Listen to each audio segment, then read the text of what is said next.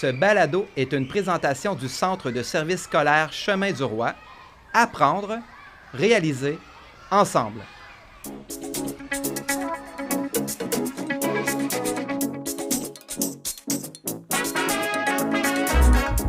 Bienvenue à Après la cloche, le balado conçu pour accompagner les enseignants dans leur parcours professionnel avec une attention toute particulière pour ceux en début de carrière. Notre mission? Vous offrir des outils pour grandir, nourrir votre bien-être et renforcer votre sentiment d'appartenance à la communauté enseignante. Ici, nous partageons des histoires inspirantes d'enseignants et d'experts qui, chaque jour, contribuent à créer un milieu scolaire humain, inclusif et bienveillant.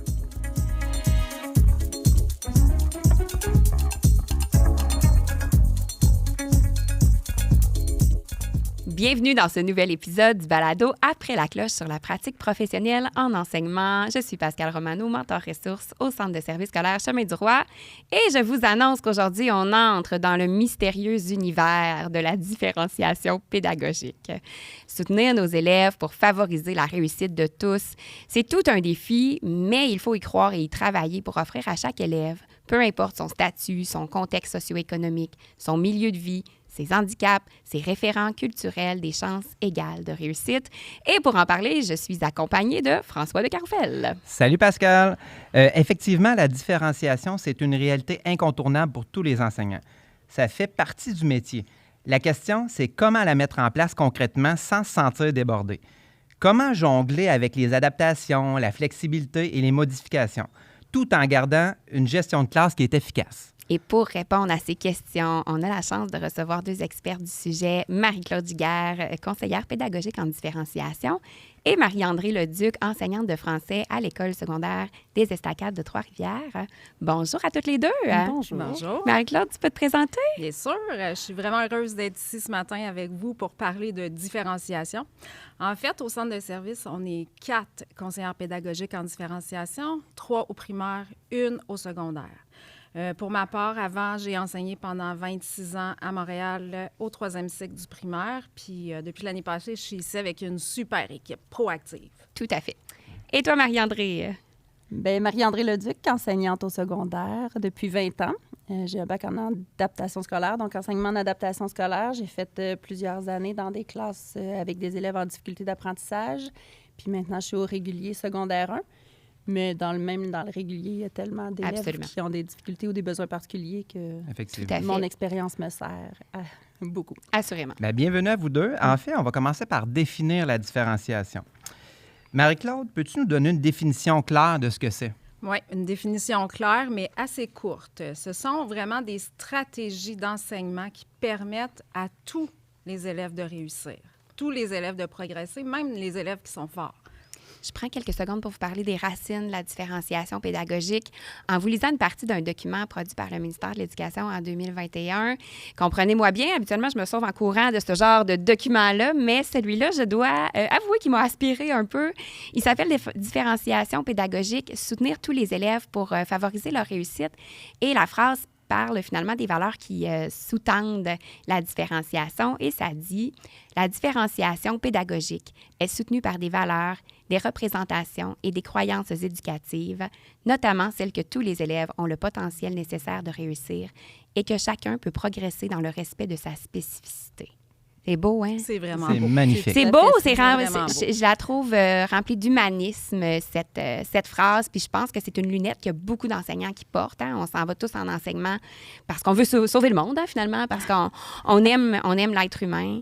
La question, c'est est-ce que c'est des lunettes roses qu'on porte? Ça a l'air simple, dit comme ça, lu comme ça, mais au quotidien, quelles actions qui sont réalistes pour faire que je m'approche un petit peu de plus en plus de la différenciation pédagogique? D'ailleurs, dans ce sens-là, Marie-André, peux-tu nous donner des exemples concrets de différenciation? Bien, oui, mais je pense que ce que j'aimerais dire d'abord, c'est qu'avant même de parler de différenciation, c'est qu'on doit écouter nos élèves, on doit leur poser des questions si c'est les premières personnes à savoir ce dont ils ont besoin ou ce qui est plus compliqué pour eux. Et puis après ça, une fois qu'on les a entendus, bien là, c'est d'adapter nos façons de faire. Donc, ça peut aller juste de proposer différents sujets pour une production. Puis même là, quand un élève te dit que c'est pas un sujet qui l'allume, OK, mais t'aimerais le faire sur quoi? Tu sais, au final, la compétence en écriture va être évaluée, peu importe le sujet. C'est d'avoir de l'ouverture Donc, avoir de l'ouverture à ça. Après ça, ça peut être juste de l'adaptation de temps sans que ça soit un plan d'intervention, tout ça, tu sais. Des élèves qui ne se sont pas mis à la tâche assez rapidement, bien, moi, ce que je veux savoir, c'est est-ce qu'il est capable de le faire, le texte, pas savoir s'il se met rapidement à la tâche. Donc, juste adapter ça. Ça peut être des travaux aussi en classe, du sous-groupe, du travail à deux. Accepter qu'un élève n'ait pas envie de travailler en équipe cette journée-là aussi. Hein? Si je veux voir ce qu'il est capable de produire, si je le mets dans un contexte puis que cette journée-là, ça ne fonctionne pas.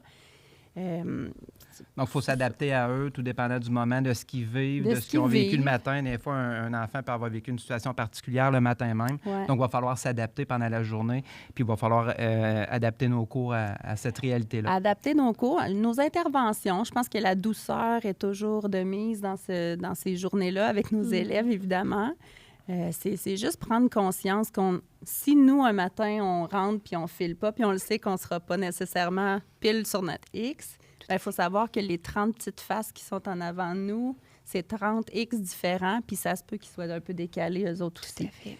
Puis je t'écoute, Marie-André, là, puis ce qui peut frapper nos auditeurs, parce qu'on a aussi des auditeurs non enseignants, puis on en a qui débutent dans la profession, c'est que le monde scolaire a beaucoup évolué.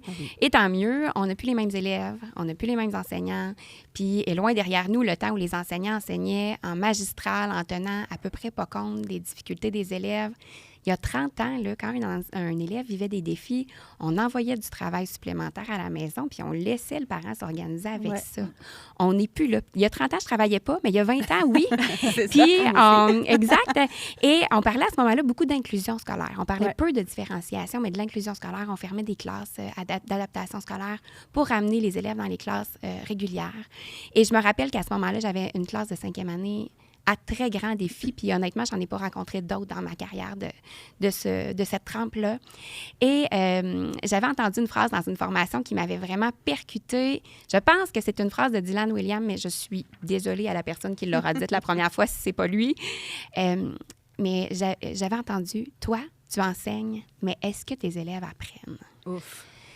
Et assurément, si ça m'avait autant parlé, c'est parce que non, mes élèves apprenaient pas, puis je donnais tout mon énergie, corps et âme à leur enseigner à ces pauvres enfants-là.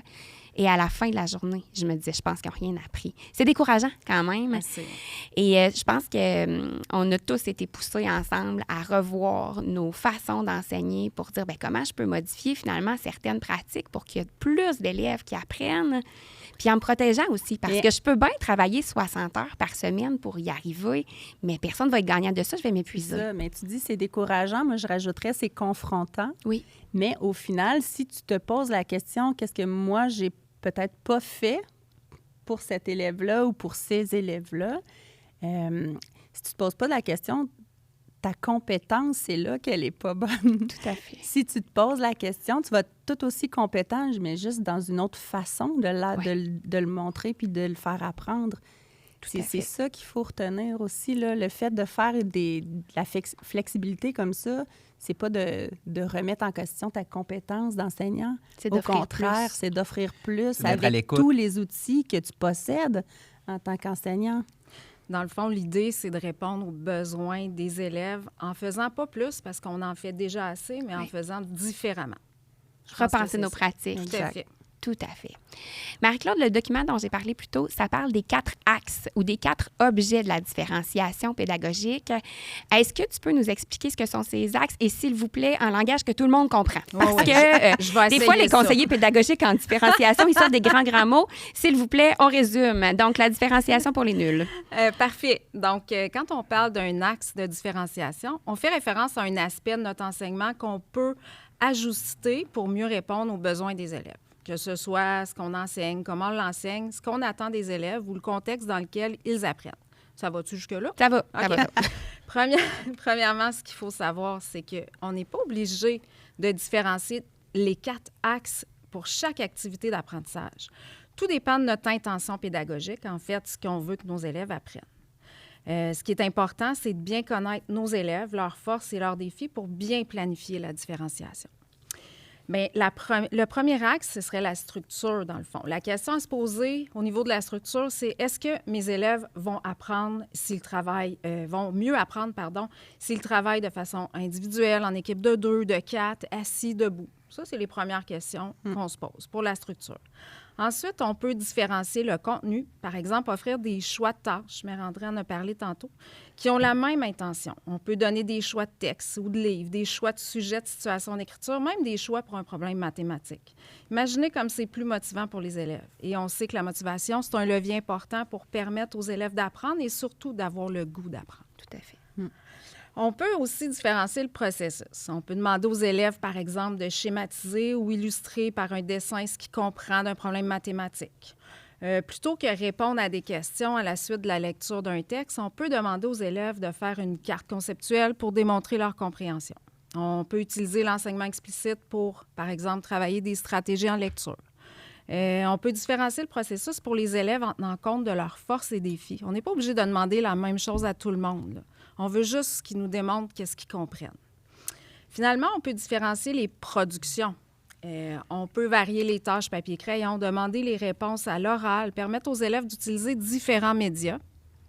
On peut, on doit aller chercher des traces d'apprentissage variées dans différents contextes pour permettre à l'élève de nous démontrer son plein potentiel. Et on vous invite à écouter l'épisode 4 du balado sur l'évaluation et le jugement professionnel. Voilà, parce que j'aurais pu en parler longtemps. Ne pas hésiter pour différencier l'évaluation pour les élèves. Là. Production, observation et conversation. Puis moi, il y a une phrase qui m'a marquée dans ma carrière. Évaluer, c'est soutenir. C'est ça, l'évaluation, en fait. Marie-André, as-tu quelque chose à rajouter pour le secondaire? Bien, pour le secondaire, mais en fait, ça va être pour le primaire aussi, là, je pense, mais toujours se rappeler que la clarté précède la compétence. Oui. Donc, si je sais et si je dis et je démontre à mon élève là où je veux qu'il s'en aille, après ça, la façon dont il s'y rend... La cible. La cible, elle est connue, il sait ce qu'il doit me démontrer. Fait qu'après ça, c'est là où ça devient plus facile, je pense, que d'être flexible dans nos façons de faire. Juste cette semaine, moi, j'avais des élèves qui sont en production orale. J'ai 2-3 show-off dans ma classe qui étaient ravis de le faire devant tout le groupe. Mais sinon, il y a eu une autre période où j'ai pris des élèves, puis on l'a fait plus sur le principe d'une foire. Donc là, il y était 10 en même temps qui faisaient leur exposé. C'est plus confortable pour eux. Puis toi, ultimement... Moi, ultimement, est-ce que tu es capable de produire... prendre des traces. Puis, Moi, est-ce que j'étais capable d'évaluer son débit, son volume, la structure de son... Oui. Donc, j'ai pas besoin que tout le monde fasse pareil pour en arriver là. Et surtout qu'on se rappelle qu'en communication orale, on n'est pas obligé d'être devant les ben élèves. Non, mais sauf que quelqu'un élèves, qui est engagé parce qu'il sait qu'il va être devant tout le monde, tant je mieux. le laisse être devant tout le monde. Exact. Puis ce que je rajouterais pour le secondaire, peut-être aussi qui fait peur quand on parle de flexibilité et tout ça, c'est le nombre d'élèves qu'on a au quotidien. Oui. Quand on est dans une classe au primaire, on côtoie tout le temps les mêmes 30 élèves. Oui. Bien, cette année, moi, j'ai 87 élèves. Donc, avant de voir ou de percevoir puis de connaître les besoins de chacun, c'est là où je reviens à ce que je disais au début. Il faut les faire parler, il faut les questionner, ces élèves-là. C'est eux qui détiennent, en fait, leurs besoins. Tout à fait. Quand on parle de l'axe de la structure, il y a aussi moyen qu'en école, qu'en niveau, on place un petit peu notre façon de faire pour être aussi efficace. Là. Je pense, par exemple, à notre école, en orthopédagogie, on travaille beaucoup avec le modèle de la réponse à l'intervention ou la pyramide RAI. Marc-Claude, est-ce que tu peux nous expliquer de façon brève, parce que je pense qu'on pourrait faire un épisode là-dessus. C'est ce que j'allais dire. En fait, en résumé, c'est un modèle utilisé vraiment à titre préventif pour intervenir efficacement auprès des élèves en difficulté, tant au niveau du comportement que des apprentissages. C'est un modèle d'intervention, comme tu disais, à 3 niveaux. Le niveau 1, ce sont les interventions efficaces pour tous les élèves. Le niveau 2, ce sont les interventions intensives en sous-groupe pour les élèves qui ne progressent pas de façon satisfaisante malgré des interventions efficaces de niveau 1. C'est l'enseignant qui est responsable du niveau 2. Je répète, c'est l'enseignant qui est responsable du niveau 2. Des fois, on a la gâchette du niveau 3 rapide. C'est ça. On oublie le niveau 2. Oui. Même si parfois il peut collaborer avec d'autres intervenants, c'est l'enseignant qui est responsable. Et le niveau 3, bien là, c'est l'intervention spécialisée pour ceux dont les difficultés persistent, malgré un enseignement efficace de niveau 1 et de l'intensification au niveau 2. Tout à fait. En quelques phrases, mais on pourrait en parler longtemps. Oui. Moi, j'aimerais juste rebondir dans le niveau 2 dont la responsabilité repose sur les élèves, les épaules d'un enseignant. Faut être créatif. Et puis, moi, je donne l'exemple, ce qu'on a fait cette année avec un de mes collègues, parce que nous, on travaille beaucoup dans nos élèves ont des cibles, donc on sait quoi, on évalue. Puis après ça, à partir du moment où ton élève a atteint sa cible, bien, elle est atteinte. Donc, lui, je peux lui donner du travail plus spécifique, tu sais, du surplus dans lequel il va s'amuser. Mais après ça, qu'est-ce que je fais avec ceux qui n'ont pas atteint la cible? Puis c'est là où, des fois, toute seule dans notre classe, on a l'impression que la charge est lourde. Bien, nous, on est partis 2 profs qui enseignons en même temps. On est allés dans la grande salle. Tous nos élèves qui avaient déjà atteint les cibles, eux, avaient de la lecture à faire et ils s'étaient choisis un roman, tout ça. Et puis après ça, nous, avec le sous-groupe créé de nos 2 groupes, à 2, là, on a réenseigné puis on a retravaillé la matière qui n'avait pas été prise. Voilà. Donc là, ça en est aussi là, de la différenciation parce que mon collègue Pierre-Louis a enseigné à mes élèves probablement d'une autre façon que moi, je l'ai fait. Et ça a été super. Puis les élèves, bien aussi, ça fait différent dans une journée, dans un parcours. Ils étaient ravis. Puis on a atteint, nous, nos cibles de dire « Ah, là, ils ont compris. » Tout à fait. On le fait aussi au primaire. On voit de plus en plus là, des périodes d'orthopédagogie qui s'organisent un peu différemment dans leur structure. L'enseignant va utiliser, par exemple, une stratégie d'enseignement qu'on sait qui est efficace. Je donne l'exemple de la mini-leçon en écriture. Il enseigne à tout son groupe. Après ça, il évalue, pas de façon formelle, mais où sont mes petits cocos qui ne l'ont pas atteint tout de suite. On va faire du niveau 2 pendant la bibliothèque. On va jaser un petit peu avec eux autres. On va les amener plus loin. Et ensuite, pendant la période d'orthopédagogie, bien là, on nous amène du renfort. Fait que je vais avoir une enseignante supplémentaire qui va venir se joindre à nous. Mon enseignante ortho, elle va partir avec mes 4 élèves qui sont plus de niveau 3. Fait qu'eux, toute l'année, malgré mes sous-groupes, malgré mon niveau 2, ils persistent dans leurs défis. Et là, elle va les faire avancer plus loin. L'autre enseignante va partir avec les élèves, qui sont très forts parce qu'eux aussi, ils ont besoin on veut les faire avancer plus loin. On ne pense pas assez souvent à ces élèves-là ou à nos élèves qui sont en douance, par exemple. On veut qu'ils avancent le plus possible eux aussi. Et l'enseignante titulaire reste avec des élèves qui sont aussi oubliés souvent nos élèves C. Ils passent. Fait que là, nous, on met toutes nos énergies. C'est ça. On met toutes nos énergies sur les autres, mais eux aussi, ils ont besoin d'avoir un prof à eux. Fait qu'on garde nos 7, 8 élèves. Et puis là, bien, on va vraiment aller travailler. On va peut-être remodéliser davantage, faire plus de pratiques guidées, puis les amener tranquillement là où est-ce qu'ils sont. J'ai vu aussi dans une école de mentorat, ils font les maths éclatées. Ça ressemble un peu à ce que tu disais. Mais il y a 3 classes de 5e année, par exemple. Quand vient le temps des maths, on fait la période en même temps. Les élèves forts s'en vont dans une classe, les élèves moyens puis les élèves à plus grand défi avec un autre prof. On peut donc les prendre où ils sont. Bien, nous, on le fait à petite échelle au secondaire, mais avec le principe des enseignants ressources qui viennent dans les classes faire du co-enseignement. Mais des fois, si moi, j'ai 2 classes de français qui sont en même temps que je suis ressource, par exemple, dans une classe, bien, je peux aller chercher des élèves de 2 groupes. Exact. Donc là, on multiplie les interventions, l'air de rien, mais sans avoir de temps supplémentaire, sans avoir non plus, puis sans proposer ou imposer du temps de travail supplémentaire à ces enfants-là qui ont déjà des journées pleines. Exactement. Parce que c'est beau, les midis de récupération. Mais l'apprentissage devrait se faire sur les heures de classe. Exact. Ça prend du temps aux enseignants aussi. C'est beaucoup d'énergie. Ça ne nous tente pas de travailler le midi, ça, c'est clair. Donc, l'élève encore moins. C'est bon. Maintenant, on va décortiquer un peu les 3 formes de différenciation. C'est pas simple à comprendre et à mettre en place là, dans notre classe. Donc, on parlait de la flexibilité, de l'adaptation et de la modification. On va commencer par la flexibilité. Oui. Marie-Claude, peux-tu nous l'expliquer? C'est quoi ça, en fait, la flexibilité? Bien, en fait, tantôt, je parlais des 4 axes. Différencier les axes, c'est de l'ordre de la flexibilité. Déjà, c'est la première chose à faire. Et là, s'ajoutent certaines mesures de soutien qui peuvent être offertes à tous les élèves, mais qui peuvent répondre à des besoins plus spécifiques. L'important, c'est de tenter plusieurs mesures de flexibilité dans différents contextes pour permettre aux élèves de faciliter leurs apprentissages. Là. Flexibilité avant tout, ça, c'est sûr. Parfait. Maintenant, je vais m'adresser à Pascal et à Marie-André, là, aux deux. Pouvez-vous nous donner des exemples concrets de flexibilité au secondaire pour Marie-André puis au primaire pour Pascal? Vas-y, Pascal. Primaire d'abord. Bien, au primaire, on est bon là-dedans, je pense. Là. Moi, j'ai un petit coin dans ma classe avec des coquilles pour les élèves, des coquilles anti-bruit pour les élèves qui ont besoin de se concentrer davantage, des feuilles quadrillées en maths ou des grandes feuilles 11/17 pour ceux qui écrivent plus gros puis qui ont besoin de s'organiser, du matériel de manipulation pour eux. Ou encore pour des élèves qui travaillent vraiment lentement, on en a à chaque année, bien, on peut retirer certaines parties du plan de travail, leur permettre d'utiliser des règles de lecture. C'est des choses qui sont offertes à tous en tout temps, puis qui permet à l'élève qui a un besoin d'aller le combler sans qu'on soit obligé, là, justement, de passer à un autre niveau. Là.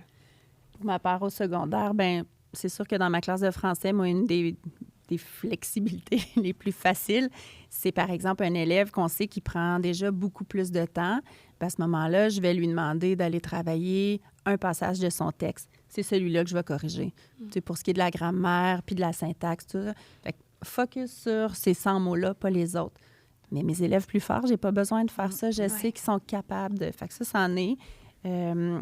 Faire des différenciations aussi, des fois, juste dans l'échéancier. Oui. J'ai un travail à remettre dans une semaine.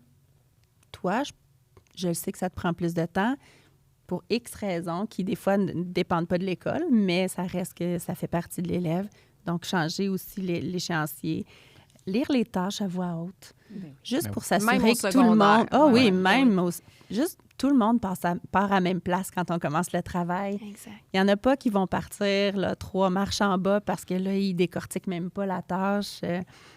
Morceler la tâche aussi avec tout le groupe ou avec certains élèves. Ça, c'est tous des exemples faciles au quotidien. Là.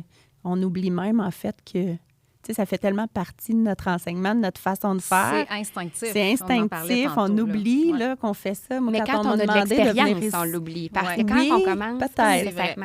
C'est vrai. Mais... Moi, j'aime bien l'exemple du papier quadrillé en maths. Je peux l'offrir du papier quadrillé à tous mes élèves, mais ça ne répondra pas nécessairement aux besoins de tous. Ce n'est pas tout le monde qui a besoin de papier quadrillé. Même chose pour les coquilles anti-bruit que tu parlais. Peut-être que pour certains élèves aussi, ce sera plus facile de répondre à l'oral plutôt qu'à l'écrit. Ça aussi, c'est un autre exemple de flexibilité.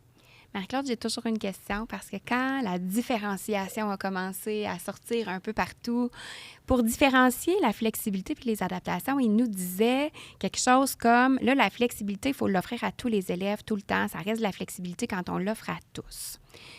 Mais quand, là, moi, je connais mes élèves, là, puis que je me promène, puis là, on garde notre exemple de maths, puis moi, je le sais que mes 4 élèves ici, ils travaillent mieux avec du papier quadrillé. Est-ce que je peux passer puis juste leur déposer une feuille sur le bureau sans arrêter l'examen puis crier à tous, tout le monde, vous avez le droit d'avoir du papier quadrillé? On dirait que des fois, ça... oui, c'est sûr. Je pense que oui. C'est sûr qu'au début de l'année scolaire, j'offrirais tout à tous mes élèves parce que je ne les connais pas vraiment. Mais comme dans l'exemple que tu as dit, tu sais que ces élèves-là en ont besoin. Mais pas besoin d'en donner à tout le monde. Là. Ce qu'il faut considérer, finalement, c'est que si j'en donnais à quelqu'un d'autre, je ne changerais pas ma note pour autant. Exactement. Ça n'impacte pas le jugement. Est-ce que je serais prête à offrir ce papier quadrillé-là à tout le monde? À n'importe qui lève la main. Oui. Alors, ça reste donc, la flexibilité. Ça reste la flexibilité. Tout à fait. C'est le même principe que l'aide-mémoire. Oui. Si je permets un aide-mémoire, est-ce que tout le monde aurait le droit de le prendre? Oui.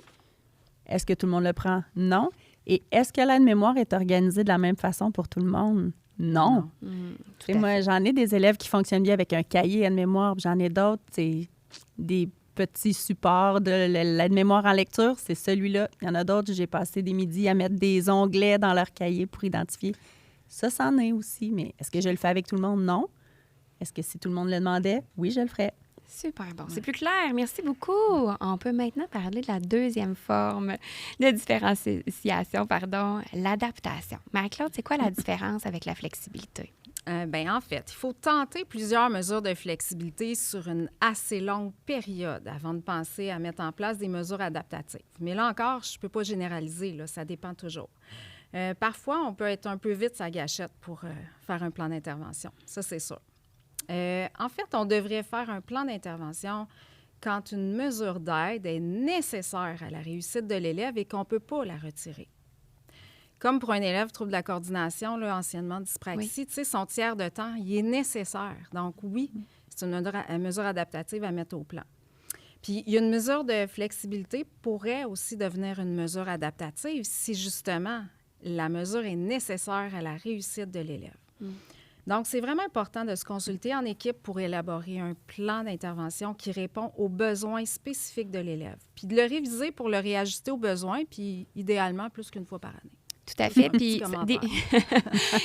des fois, ça peut... Oui, tout à fait.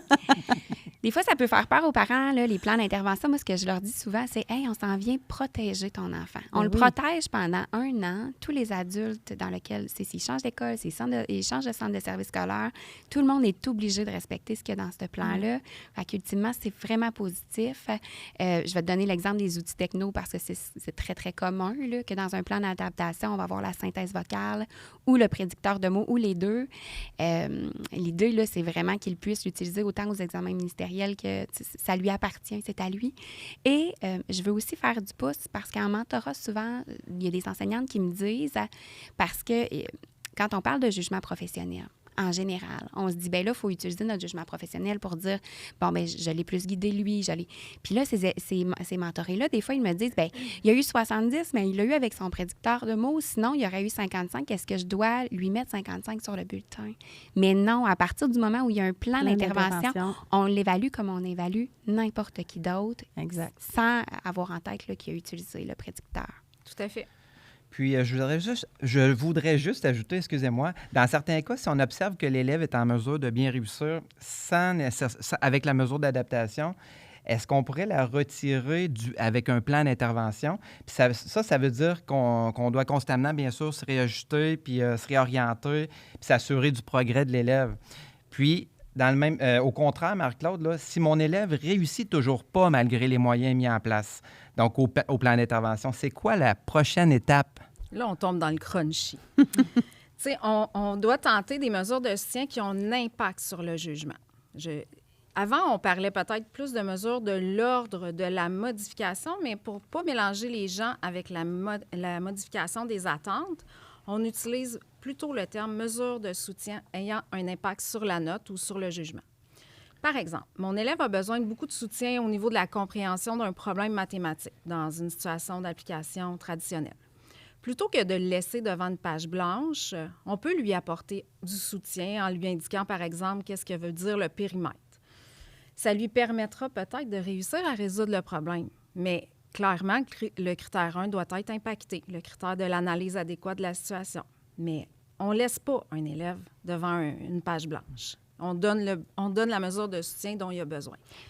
Mais il faut que ça impacte la note. Ah, c'est ça. Puis ça, ce genre de mesure-là, est-ce qu'on doit l'utiliser seulement quand l'élève a un plan puis qu'il y a des adaptations puis que ça ne fonctionne pas, ou on peut l'utiliser avec un élève qui habituellement réussit bien, mais qu'aujourd'hui, il rencontre un défi? Bien, c'est une très bonne question. Il faut quand même faire attention avec ces mesures d'aide-là.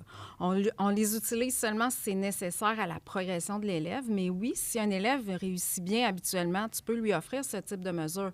Mais évidemment, il faut que ça impacte la note de son évaluation, par exemple. En fait, ces mesures-là, si elles sont... François, pour répondre à ta question. Si elles sont nombreuses... Oui, c'est ça. Si elles sont nombreuses, récurrentes, et que sans celles-ci, l'élève ne réussit pas, bien clairement, il faut que ça soit consigné au plan d'intervention. Elles doivent aussi être consignées pour justifier les notes aux évaluations ou au bulletin. Mais pour éviter d'arriver à la modification des attentes, dont on va parler tantôt, on va évidemment essayer d'estomper ces mesures-là. C'est ça le but. Puis dans nos classes, on fait face aussi à un autre enjeu. Il y a des TES puis même des aides à la classe. Oui. C'est pas ça l'enjeu, là, mais l'enjeu, c'est plus que si la TES va soutenir un élève, bien, c'est important qu'elle consigne la mesure de soutien qu'elle y a apportée pour que l'enseignante soit au courant et de ce qui a été puisse mettre une note qui reflète le portrait de l'élève. Là. Oui, c'est pas simple, ça. Puis il faut des outils souvent pour consigner tout ça. Oui. Puis il faut mettre ça en place puis il faut discuter avec les personnes concernées. Oui, il faut avoir une compréhension commune. Effectivement. Est-ce qu'elle peut faire, est-ce qu'elle peut pas faire, ou ce qu'elle peut faire mais en l'écrivant. Effectivement. Il nous reste maintenant à parler de la forme de différenciation la plus rare, là, la modification. Ça implique quoi? Puis ça consiste en quoi, en fait? OK. Vas-y, Marie-Claude. Oui, c'est ça.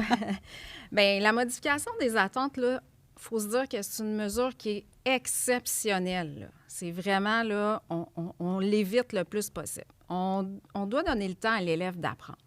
Si les difficultés persistent, que l'élève ne progresse plus, malgré plusieurs mesures de soutien mises en place, de niveau 1, de niveau 2, de la rééducation, niveau 3, pendant une assez longue période, je reviens toujours avec ça, là, on n'essaie pas quelque chose 2 semaines puis ça ne marche pas. Tu essaies, puis tu essaies d'autres mesures. On prend le temps en équipe d'analyser le dossier de l'élève. Puis là, on prend une décision qui répond le mieux à ses besoins. Puis là, c'est là qu'on appelle les CP différenciation, puis on va vous aider à réfléchir. Tu sais, c'est vraiment une décision importante, même si elle n'est pas irréversible. Je me permets une question ici. J'ai eu dernièrement une discussion avec des enseignants de différents secteurs qui avaient des malaises avec la différenciation. Certains enseignants ont l'impression que c'est de niveler les attentes vers le bas ou de donner des diplômes bonbons. Je reprends les mots qui m'ont été dits à des élèves qui ne satisfont pas les attentes. Qu'est-ce que tu leur répondrais? Bien, ça va peut-être être un peu direct, là, mais je pense qu'ils ne comprennent pas bien c'est quoi la différenciation pédagogique. Tout à fait. Puis je leur montrerai aussi l'image, là, je ne sais pas si vous l'avez déjà vu, où il y a des animaux sur une ligne de départ. Tu as un singe, un éléphant, un oiseau, un otarie qui attendent la consigne du prof à l'examen, grimper sur l'arbre. Je pense que je n'ai pas besoin d'en dire plus, là. En fait, différencier, ce n'est pas diminuer les attentes, c'est changer nos stratégies pédagogiques. Tout à fait. Puis l'idée, c'est pas de diplômer ces élèves-là à tout prix, c'est surtout de les faire progresser le plus loin possible pendant l'année où ils sont avec vous. C'est aussi dans l'optique afin qu'ils développent eux-mêmes leur stratégie pour atteindre cette compétence-là. Puis en développant ça, mais c'est parce qu'on crée l'engagement aussi. Un élève qui se sent écouté, un élève à qui on dit « Ah, toi, c'est ça qui t'intéresse, puis tu aimerais le faire comme ça, OK », a plus de chances d'être engagé dans son travail, faire son travail, réussir, avoir plus d'estime, sentiment de compétence. Puis là, vous voyez la roue qu'on aime, là. Ouais. Exact. Marie-Claude, j'ai envie de te demander, c'est quoi nos obligations légales vis-à-vis la différenciation? Bien là, je vais vous faire une belle lecture. Selon la LIP, la Loi sur l'instruction publique du Québec, les enseignants ont plusieurs responsabilités en lien avec la différenciation pédagogique afin de répondre aux besoins de tous leurs élèves. Voici les principales responsabilités. J'ai fait un petit résumé des articles là, que j'ai regroupés. Ben oui, je pense. 1. Adapter et varier son enseignement aux besoins des élèves. Là, c'est-à-dire que l'enseignant doit utiliser des méthodes pédagogiques variées pour favoriser la réussite des élèves, en ajustant ses stratégies en fonction des différences de rythme, d'intérêt et de style d'apprentissage. 2. Respecter le plan d'intervention des élèves en difficulté. Et 3, évaluer les élèves de manière équitable. Puis on peut penser à l'image dont je viens de parler. Oui, l'otarie à qui on demande de grimper dans un arbre. Exactement. Tout à fait. Fait que je comprends que selon la loi, c'est obligatoire. Ça peut mettre une grosse pression sur nos épaules quand même, mais en même temps, on n'a pas le choix de faire des petits pas vers là pour tendre le plus possible à respecter ça. Mais je pense qu'il faut s'enlever la pression de tout faire en début d'année. Quand j'accompagne des mentorés, des fois, ils sont « Hey, puis ça... » On va se le dire, ça existe des classes de 25 élèves dans lesquelles on a 15 plans d'intervention. C'est beaucoup en début d'année. Fait que je pense qu'il faut se laisser le temps, utiliser des stratégies pour les apprendre le plus vite possible, être capable de naviguer là-dedans le plus vite possible. Mais c'est normal, même encore là, après 18 ans, ça me prend toujours plusieurs semaines là, en début d'année avant de bien comprendre mes plans d'intervention, de les appliquer correctement. Puis c'est normal d'avoir des oublis occasionnels. Je prends l'exemple d'une élève à qui il faut toujours donner le texte la veille, par exemple. Si l'école finit, puis je me dis « Hey, j'ai pas besoin de retarder mon évaluation d'une journée, 2 journées. Je vais la faire quand même, mais ça se peut que ça soit pas ma trace préférée. Puis c'est là que mon jugement professionnel va dire « Si mon élève a moins bien réussi, je vais pas l'évaluer comme je l'aurais évalué normalement. » Là. Puis, il faut se donner du temps aussi. À un moment donné, comme prof, on fait ça par instinct, puis ça devient naturel, mais il faut se donner le temps de l'apprendre puis de vivre la vraie vie d'enseignant. C'est évident là, que gérer tout ça au quotidien, ça peut être un casse-tête. Là. C'est pas simple de différencier, là, si on le sait. Moi, j'aimerais ça avoir des astuces. Oui. Bien, la clé, c'est l'organisation. Tu sais, en début d'année, là, moi, je me fais un tableau avec tous les moyens de mes élèves. Puis là, je vais écrire, par exemple, un tiers du temps, Evelyne, Jacob, Liam, pour pas avoir besoin d'ouvrir mon grand cartable de plan d'intervention puis d'aller fouiller à travers à chaque fois. Parce que quand j'enseigne des maths, j'ai besoin de savoir vite à qui il faut que je morcelle la tâche. Parfait, il est écrit 3 noms à côté. Je vais les regrouper puis je vais aller morceler la tâche.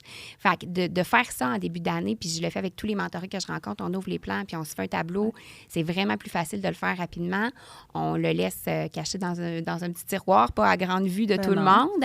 Ou en tout cas, si on le fait, on prend des petits signes, mais l'idée, c'est que ça soit rapidement là, à portée de main. Marie-André, au secondaire, au secondaire, nous, au secondaire, là, je ne généraliserai pas. Je sais que nous, on a la chance de travailler avec une orthopédagogue extraordinaire, Dominique Côté. On la salue. On la salue. Et elle, en début d'année, elle nous fait le grand tableau là, de tous les élèves qui ont des adaptations dans l'école. Ce qui fait que, justement, même si ce n'est pas un élève un groupe auquel je suis attitrée, mais si je vais en ressources, j'ai accès à cette information-là. Donc, dans quelle matière, tiers-temps, avec ou sans antidote, tout est là. Puis après ça, la vision qu'on a aussi, mais j'imagine au primaire aussi, mais j'ai jamais mis les pieds dans une école primaire, sauf en 89. Ça fait un petit bout. Ça a changé. Quand j'étais au primaire. Non, mais ce qu'on essaie beaucoup au secondaire, c'est aussi de développer le fait que l'élève connaît son plan d'intervention, connaît ses mesures d'adaptation parce que c'est lui qui les traîne avec lui. Donc, l'année d'après, quand il ne sera plus avec nous, dès septembre, s'il les connaît, il est capable d'avoir la conversation avec son enseignant ou ses enseignants. Si l'adulte l'oublie, il peut aller si le l'adulte voir. l'oublie, nous, on essaie de faire ça, là, de dire « Rappelle-moi-le, c'est à toi de me le rappeler, c'est ta mesure, ça t'appartient, c'est quelque chose auquel tu as droit. » Et puis, nous aussi, avec Dominique Côté, ce qu'on avait développé comme stratégie, c'est que, parce qu'on avait un élève une école de premier cycle avant, donc quand il quittait, on voulait être sûr que tout ça suivait aisément. Donc, ce qu'on faisait, c'est des petites fiches, un petit profil, mini plan d'intervention qu'on plastifiait et qu'on donnait à l'élève. Donc, lui, il arrivait dès septembre dans sa nouvelle école. Il y avait déjà, tout était là, puis officiel parce que ça venait de l'école d'avant, même si c'était pas le plan. Fait que, tu sais, développer cette autonomie-là fait en sorte aussi qu'il y a moins de gêne à avoir des adaptations. À un moment donné, elles t'appartiennent, puis ça fait partie de toi, là. Donc, on demande de l'aide, je pense. On demande de l'aide. C'est la clé quand on commence. On pose des questions, on demande du soutien, c'est sûr. Tout à fait. Il y a le portrait classe aussi qui est une bonne idée. Tu fais un portrait de toute ta classe avec, tu peux mettre lecture, les dimensions, écriture, les critères, tu mets des couleurs. Fait qu'après ça, tu peux être capable de faire des regroupements pour travailler avec tes élèves. Puis, je dirais la planification. Il ne faut pas le voir comme une surcharge, il faut le voir comme une aide. Si on sait où on s'en va, on planifie la différenciation, ça va nous aider. Il faut clairement prévoir les embûches qui peuvent arriver là, selon notre intention pédagogique. Puis la phrase importante à retenir qui est inspirée de ma collègue Marilyn Racine, qu'est-ce qui est un atout pour tout mon groupe plutôt qu'un ajout? Ça parle beaucoup, cette phrase-là. Puis, tu sais, il faut faire pas plus, il faut faire différemment. Puis, il faut essayer des choses, il faut donner le droit à l'erreur, il faut se questionner, se réajuster. Surtout se donner le droit à l'erreur. Tout à fait. Ça se peut là, que j'essaye quelque chose pour un élève puis que ça ne fonctionne pas. Voilà. Mais je lui ai pas nuit, puis j'essaierai d'autres choses après. Ça, c'est enlevé de la liste. C'est bon, ça marche pas. Il faut savoir qu'il y a aussi une dimension émotive chez les élèves face au fait de différencier. En fait, c'est se sentir en fait différent qui amène ces émotions-là chez l'élève. Puis certains élèves, ils vont manifester des hésitations, des résistances ou encore des appréhensions. Mais comment on peut présenter la situation pour que ce soit perçu de manière positive? C'était le Salon du livre il n'y a pas longtemps. Hein? Puis là, j'ai oublié le nom, mais à culpa, là, il y a une auteure qui a sorti un livre récemment où elle parle de son diagnostic de TSA tardif, donc adulte, à l'âge adulte, il n'y a pas longtemps. Et elle disait, je paraphrase, là, mais quelque chose qui disait comme, moi, là, si je veux prendre soin de mon chemisier de satin, puis de mon T-shirt de coton, je suis bien heureuse que l'étiquette soit dedans pour me dire quoi faire avec. Et quand je m'achète une sacoche de luxe ou un vêtement de luxe, je suis contente que Louis Vuitton soit écrit sur le dessus parce que là, je montre que je suis différent. Puis c'est beau, la différence, c'est ce qu'on recherche. Apprendre, je pense, à nommer les choses, fait en sorte que nos élèves prennent de la confiance par rapport à leurs différences. Puis pour avoir travaillé là, dans les classes d'envol avec nos élèves en difficulté, c'est vraiment toujours ce qu'on a prôné, sans l'imposer, mais toujours ce qu'on a prôné face aux élèves, de dire, moi, j'en ai des différences aussi en tant qu'enseignante. Là. Vous les voyez pas, j'en ai plein. J'ai plein de choses que... Puis vous allez voir, vous allez rencontrer d'autres enseignants, là. Ils font pas comme moi. Puis moi, je suis pas bonne pour garder mon fil d'idées. Vous allez voir, là, je vais vous raconter plein d'affaires. Puis, tu sais... Fait que juste comme dédramatiser. De le nommer aussi. De le nommer, de le dédramatiser, puis de faire comprendre qu'avec ce qu'on appelle l'étiquette vient toute la façon dont on va prendre soin de toi, toute la façon dont on va t'aider à développer.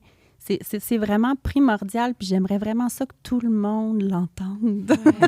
Maintenant, écoutez-moi. Je pense qu'on a de l'éducation à faire à nos élèves. Puis au primaire, ça touche plein de matières. Quand on commence à aborder les différences avec eux, ce qu'on vit aussi au primaire, des fois, c'est des élèves qui vont être jaloux des moyens d'intervention des autres. Pourquoi lui, il peut faire son travail au portable?